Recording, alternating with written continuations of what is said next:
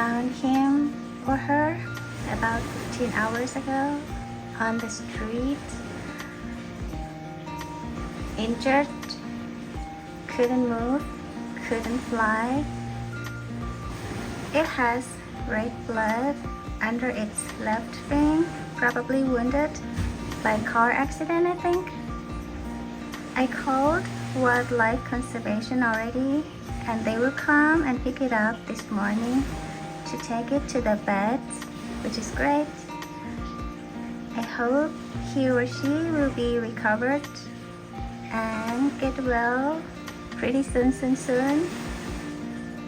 and being able to go back to the world happy and healthy.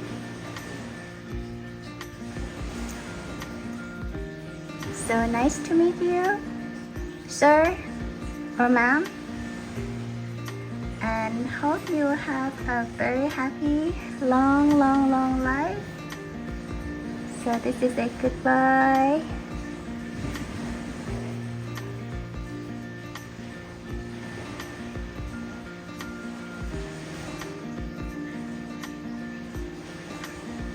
Sleeping.